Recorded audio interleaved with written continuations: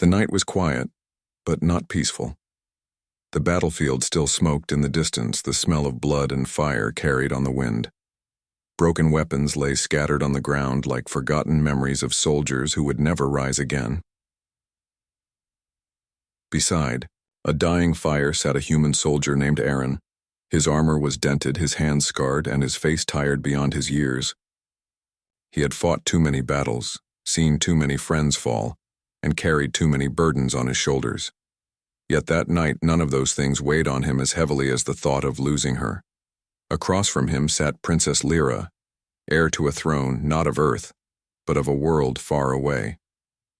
Her skin shimmered faintly, pale silver under the starlight, as if she carried pieces of the moon within her. Her eyes, bright and soft, watched the flames, but seemed to look far beyond them, into places he could never follow. She was royalty, born with power and duty while he was only a soldier, born with nothing but his will to survive. They had been enemies once. Their people had stood on opposite sides of the war, blades drawn and blood spilled in the name of pride and territory. But war has a cruel way of breaking walls, of forcing enemies into the same trench, the same fire, the same need to survive. Somewhere along the line, Aaron and Lyra had stopped seeing each other as enemies. They had become allies. And from allies, something more dangerous had begun to grow. Aaron had never spoken it aloud before. Not to her, not even to himself. The thought had lived in silence, buried deep inside his heart, where he hoped no one could see it. A soldier was not meant to dream, and he least of all had the right to dream of someone like her. But that night, under the lonely stars, the words escaped him. His voice was rough, almost breaking. "I wish I could marry you," he said. The words came out soft like a prayer, as if he was afraid the night itself might shatter if he spoke them too loudly. For a moment silence filled the air, the fire crackled, and the distant wind carried the sound of ruins shifting in the dark. He did not dare look up at her. Shame burned in his chest, hot and heavy. What right did he have to say something like that to her? She was a princess, a future queen, while he was just a worn-out human soldier with no crown, no land, no future to offer. Then he felt it, a pause in the air, the faint sound of her breathing. Slowly he lifted his eyes. She was smiling. It was not the proud, formal smile of a princess before her court. It was not the careful mask she wore when her people looked at her for strength. It was a gentle smile, quiet and warm, a smile that reached her eyes and softened the sharp edges of her face. A smile that told him she had heard his words, understood them, and did not reject them. Aaron's heart pounded in his chest. He wanted to look away, but he couldn't. That smile held him still, as if it were a chain made of light. She did not speak. She didn't need to. Her eyes shone with something unspoken, something that went beyond the walls of culture, duty, and war. For the first time, Aaron thought that maybe, just maybe, the impossible was not as impossible as it seemed. The fire burned lower, and the stars turned slowly above them. He felt the weight of every scar, every failure, every fear he had carried. Yet in that moment none of it mattered. Not the war, not the crown, not the gulf between their worlds. All that mattered was the truth shining in her smile. It was a small thing, fragile as glass, but it was enough to keep him breathing. Enough to keep him fighting. Enough to let him believe that love, even between a human soldier and an alien princess, might find a way to exist in a universe built to keep them apart. And so, as the night stretched on, Aaron sat in silence, his heart still echoing with the words he had dared to speak. "I wish I could marry you." And her smile, just her smile, answered him with hope.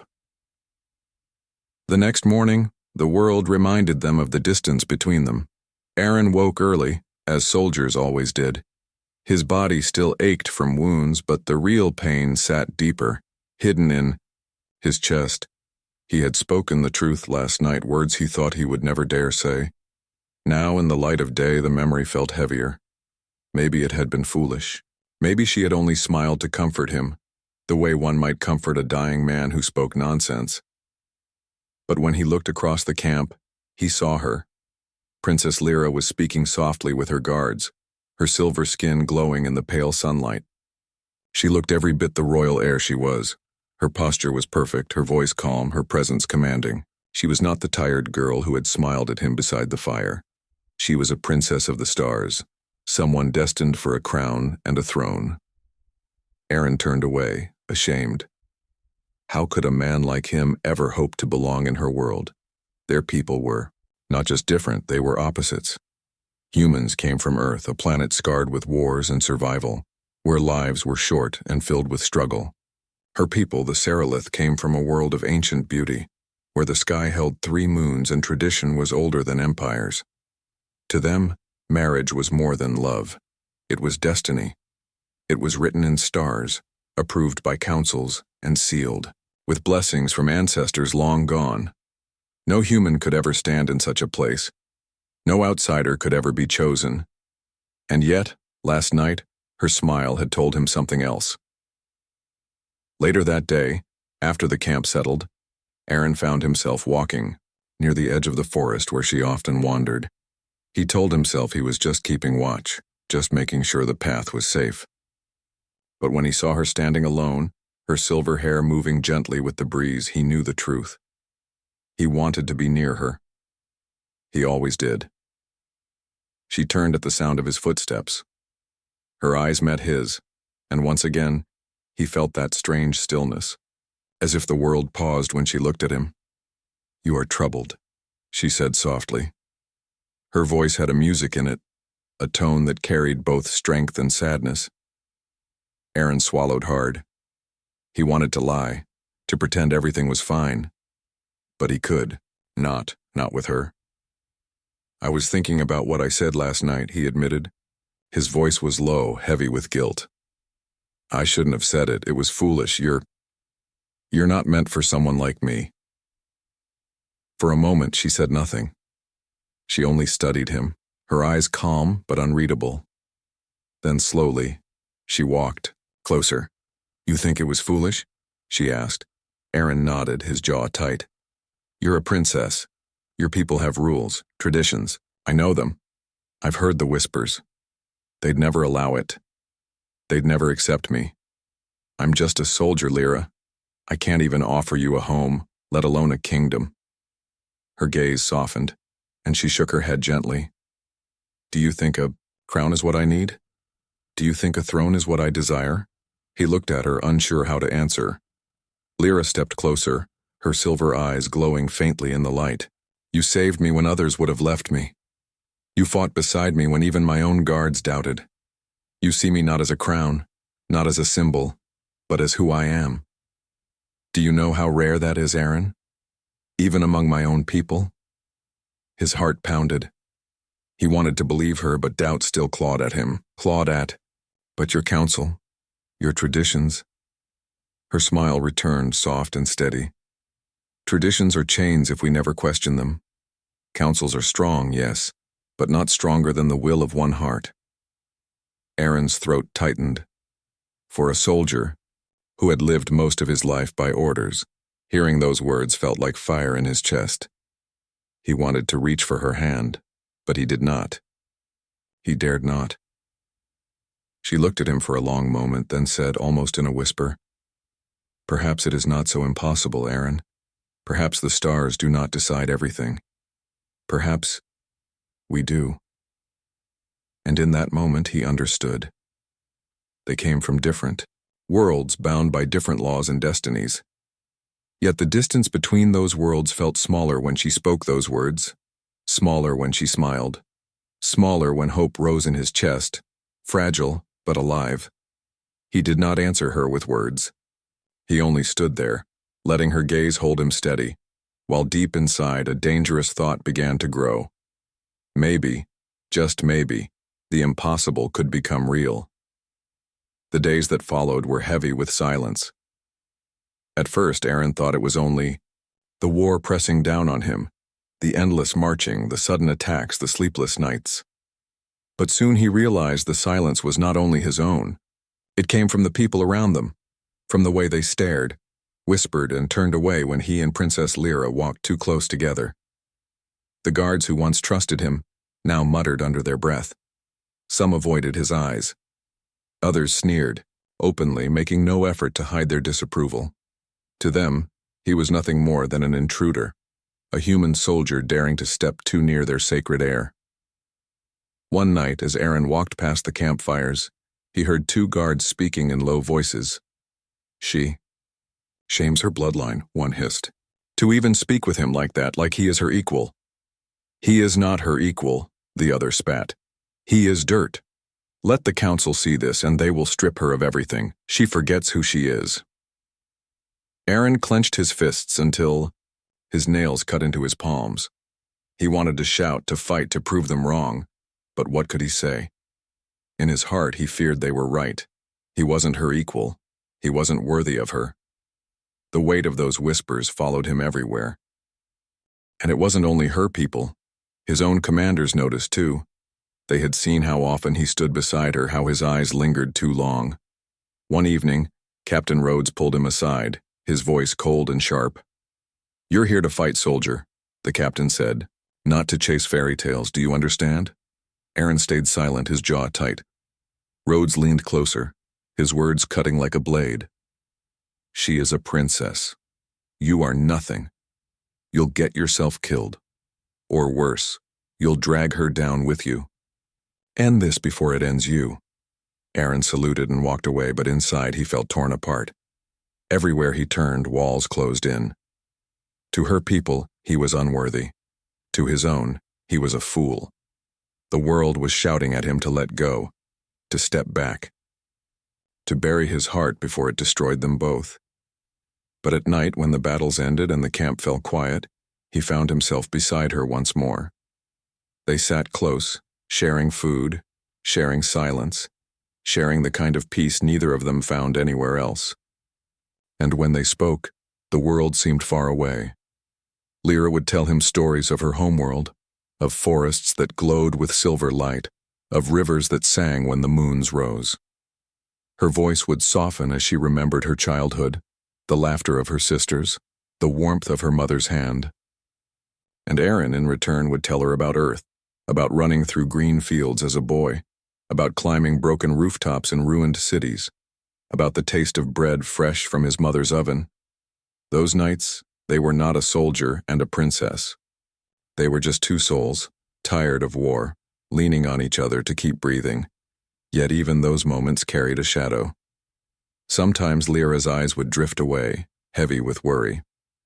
Sometimes Aaron would catch her fingers trembling when she thought no one noticed. One night, as the fire burned low, she spoke the fear that had been hanging between them. "They will not allow this," she whispered. Her voice was quiet, almost broken. "Not your commanders, not my council. They will tear us apart before they ever let us choose each other." Aaron's chest ached. He reached for her hand, hesitated, then gently held it. Her skin was warm, delicate, yet stronger than steel. "Then let them try," he said firmly. His voice shook, but his eyes burned with something steady. "I've fought my whole life, Lyra. For orders, for battles that meant nothing, for men who would forget my name the moment I fall. But for this, for you, I will fight like I've never fought before." Her lips parted, her breath catching. For a long moment she stared at him, and in her eyes was both fear and hope, tangled together like two threads. The strain between them was real, crushing and unrelenting. It came from every side, her people, his people, the laws of tradition, the chains of duty. It pressed on them, trying to suffocate what they had before it could grow. But as they sat, their fingers entwined in secret, Aaron knew one truth. No chain, no whisper, no order could undo the bond that had already taken root. And even if the world tried to tear it apart, he would not let go. The war showed no mercy. For weeks, Aaron and Princess Lyra moved from battlefield to battlefield, their steps heavy with exhaustion, their hearts bruised by the strain of carrying both duty and secret love. The whispers grew louder, the disapproval sharper, but neither of them spoke of it anymore. They had no need. They both knew the storm was coming, and then the siege began. The enemy struck at dawn, their war cries echoing across the valley as fire rained from the sky. The ground shook beneath the pounding of engines and the clash of steel. Soldiers screamed, banners fell, and the once quiet hills turned into rivers of blood. Aaron fought with all the strength left in him. His blade was chipped, his shield cracked, but he refused to yield. Every swing, every breath was not for orders or glory. It was for her. Always for her. Through the chaos, his eyes kept searching for Lyra. He saw her leading her warriors with grace and fury, her voice rising above the storm, calling her people to stand firm. She looked every bit the princess destined for greatness, unbreakable, untouchable. But war does not care about destiny. It happened in a heartbeat. A shadow moved behind him, a blade flashing downward, aimed straight for his back. Aaron barely turned in time, but before the strike could land, Lyra was there. Her cry cut through the noise as steel tore into her side. Aaron's world stopped. Lyra. His voice broke as he caught her, blood pouring over his hands. She was trembling, her silver skin now stained with red. Her eyes fluttered, and yet, even through pain, she looked at him. Not with regret, not with anger, but with something softer. "I couldn't let them take you," she whispered. "No, no, no," Aaron muttered, his heart shattering. He lifted her into his arms, ignoring the shouts around him, ignoring the battlefield. Nothing mattered now except getting her to safety. He ran, stumbling, pushing past soldiers who tried to block his way. He didn't care if enemies or allies saw him. He didn't care if both armies turned their blades on him. He would not let her die. He carried her across blood-soaked ground, through fire and smoke, until at last he reached the healer's tent. His voice cracked as he begged, "Save her, please. She's more than a princess. She's my life." The healers rushed to work, their hands glowing with strange medicines, their voices sharp with urgency. Aaron stood outside, trembling, his bloodied hands pressed together in prayer, though he had never prayed before. Hours felt like lifetimes. Finally, they let him in. She lay pale and weak, her body wrapped in healing cloths, her breath shallow but steady. Relief slammed into him so hard that his knees nearly gave out. He sat beside her, his hand gently finding hers. Her eyes opened slowly, tired but alive. When she saw him, she smiled faintly. "You carried me," she whispered. "I would carry you through every battlefield in the galaxy," he said, voice shaking. "I thought I lost you, Lyra. I can't lose you." Her fingers squeezed his weakly. Then her expression grew pained, not from the wound, but from something deeper. "Aaron, they will never allow us. Not your commanders, not my council. Today was proof. We will always be torn apart. Even if I live, we cannot." "No," he cut her off sharply, his voice firm, eyes blazing with tears. "Don't say that. Don't let them decide for us." She looked at him, her silver eyes wet with emotion. "Then what will we do? How can we stand against the weight of two worlds?" He leaned closer, pressing her hand to his heart. "I don't know. But I know this. I've spent my life fighting battles that meant nothing. For once, I want to fight for something real. For you. For us." Her lips trembled, caught between sorrow and hope. And in that moment, Aaron knew. The breaking point had come. The war outside was nothing compared to the war within their hearts, but even with all the powers of two worlds against them, he would not surrender. Not now. Not ever. The summons came 3 days after the siege. Princess Lyra was still weak, though the healers said she would recover. She could walk with care, her hand pressed lightly to her bandaged side, but her strength had not yet returned. Aaron stayed close to her every moment, ready to catch her if she stumbled, ready to fight anyone who dared come too near. Then the message arrived from the council. The elders demanded her presence. Aaron felt his stomach twist. He knew what this meant. They had seen enough. They had heard the whispers, the rumors, the truth carried by the eyes of every soldier in the camp. The princess of the Serolith was entangled with a human, and the council would not let it stand. When the day came, Aaron waited outside the great chamber. The doors were tall and cold, carved with symbols older than Earth's history. He could not hear the words spoken inside, but his heart pounded with dread. He imagined their voices, sharp, accusing, heavy with judgment. He imagined Lyra standing tall before them, but he also knew how much she loved her people, how deeply duty had been carved into her bones. Would she bend? Would she be forced to? Hours dragged on. Aaron paced like a caged animal. His hands shook, and every sound from within the chamber made his chest tighten. At last the doors opened. The guard stepped aside, and Lyra emerged. Her crown was gone. The royal insignia on her robe had been stripped away. She walked with slow steps, her face pale but steady. The eyes that had once looked at her with reverence now looked at her with something colder, disappointment, anger, even betrayal. Aaron froze, unable to breathe. His worst fear clawed at him. Had they broken her? Had they forced her to choose her crown over him? But then she saw him, and she smiled. It was not the radiant smile of a princess before her people. It was quiet, small, and meant only for him. She walked toward him, each step echoing like thunder in his heart. "They took everything from me," she said softly when she reached him. Her voice trembled, but her eyes did not. "My title, my throne, my name as heir. They said I had shamed the bloodline beyond forgiveness." Aaron's chest ached. He wanted to scream, to rage, to tear down the council with his bare hands. Instead, his voice cracked with sorrow. "Lyra, you gave it all up because of me." Her hand lifted slowly, brushing against his cheek. Her touch was light, but it silenced every storm inside him. "No," she whispered. "I did not give it up because of you. I gave it up for you." His knees nearly buckled. "You had a kingdom in your hands, a future. You could have ruled the stars." Her gaze softened, and tears glimmered in her silver eyes.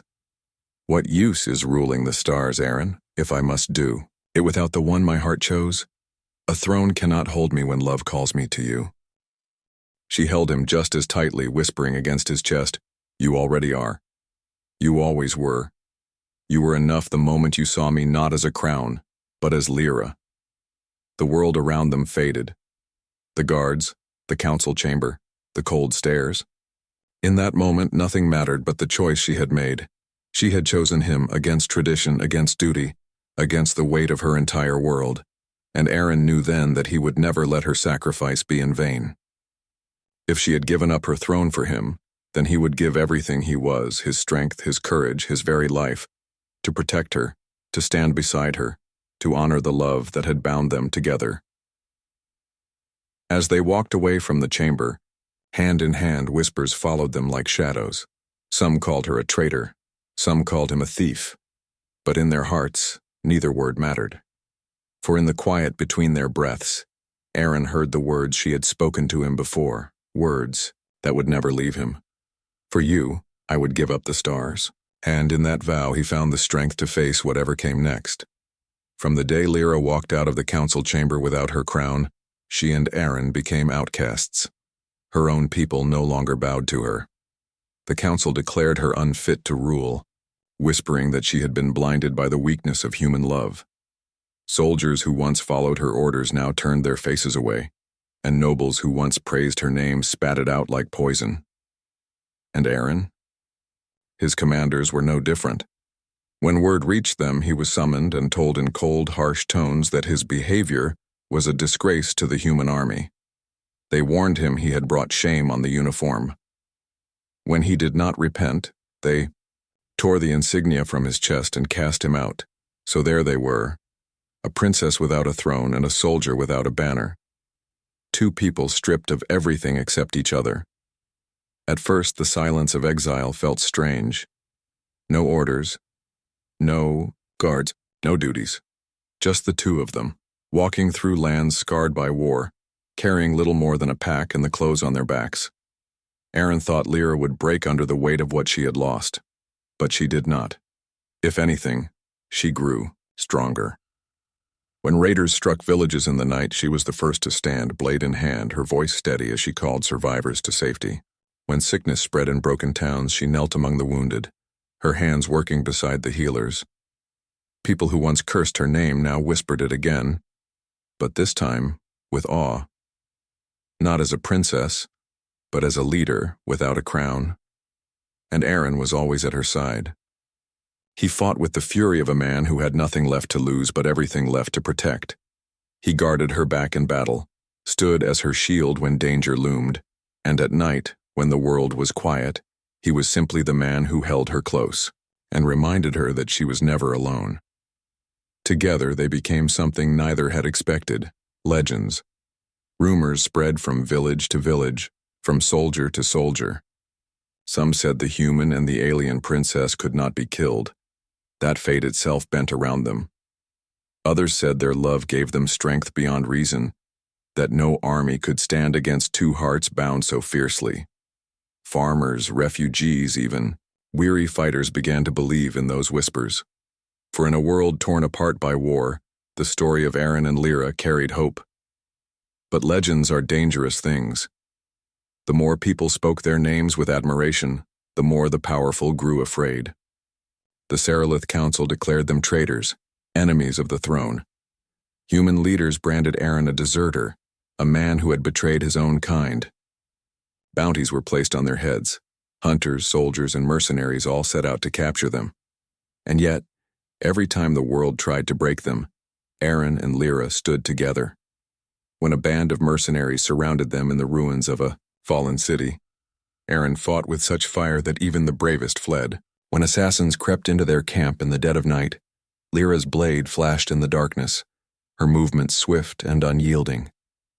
After one such battle, when the dust had settled and the stars shone cold above them, Aaron sat with her beside the fire.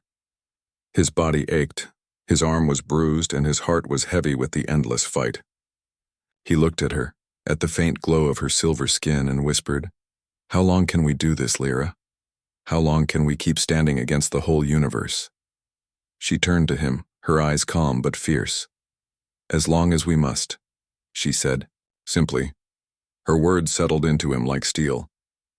He realized then that she was no longer the princess he had first met, torn between duty and love. She had chosen her path, and she would walk it to the end, and so would he. Their love had cost them their homes, their titles, and their places in the world. But it had also given them something greater: freedom. The freedom to fight not for orders or crowns, but for each other. The freedom to write their own story, even if the whole universe stood against them. And in that freedom, Aaron found something he had never known before: peace. Years passed. The war ended at last, not with a grand victory, but with exhaustion. The endless battles bled both sides dry until the councils had no choice but to sign uneasy treaties. For ordinary people, it meant the guns fell silent. For Aaron and Lyra, it meant something else: freedom. They had lived through fire, exile, and countless nights under the open sky. They had faced assassins, armies, and betrayal, yet somehow they endured. Together they walked through the ruins of villages, helped rebuild broken homes, and gave what little they had to those who had nothing. The people began to see them not as traitors, but as protectors, not as outcasts, but as symbols of hope. But Aaron did not care for titles or whispers. To him, what mattered was simpler: that Lyra still walked beside him, her hand warm in his, her smile steady even when the world was cold. One evening, when the rebuilding was finally done and peace seemed real, Aaron and Lyra stood on a quiet hill far from cities, far from palaces. The land stretched out before them, green with new life, as if the earth itself wanted to heal. The sky was wide, filled with stars, the same stars that had once seemed to forbid their love. Aaron's heart was heavy with memories. He thought of the night long ago when he had whispered a foolish dream beside a fire. "I wish I could marry you." He had said it like a man speaking to the wind, never expecting an answer. Now looking at her in the starlight, he felt the words rising again. His voice trembled, but he spoke. "I wish I could marry you, Lyra." The words hung in the air, soft, but powerful. He half expected the universe to laugh at him again, to remind him of the gulf between their worlds, their people, their past. But she only turned to him, and she smiled. It was the same smile she had given him years ago, the smile that had kept him alive when despair nearly swallowed him, the smile that had given him hope when everything else had been stripped away. But this time, it was stronger, fuller, brighter. "You can," she whispered. Aaron's breath caught. He stared at her, his chest tight, his eyes burning. "But there are no priests, no councils, no witnesses." Lyra shook her head gently, her silver hair shining in the starlight. "We do not need them. They did not give us this love. They cannot take it away. Let the stars bear witness. Let the wind carry our vows. That is enough." Tears blurred Aaron's vision. He had faced death without fear, but this moment broke him open. He reached for her hands, holding them tightly as if he could never let go. "Then here," he said, his voice shaking, "before the stars I give myself to you, not as a soldier, not as a human, just as Aaron. And I promise, wherever you walk, I will walk. Whatever you face, I will face, until the last breath leaves me." Her eyes shone, and her voice was steady as she replied, "And I, Lyra, give myself to you, not as a princess, not as an heir, just as the woman who chose you. And I promise, no matter what the world says, no matter what the stars write, I am yours, always." They leaned forward, their foreheads touching, their hands bound together.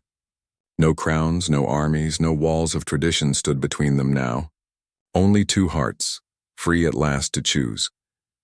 The universe had tried to tear them apart with war, with law, with fear. But love had endured. Love had fought back. Love had won. And under alien skies, on a quiet hill where the stars watched silently, above, Aaron and Lyra became what neither throne nor council had ever allowed them to be. They became husband and wife, because in the end, no matter the rules, no matter the distance between worlds, human love always finds a way.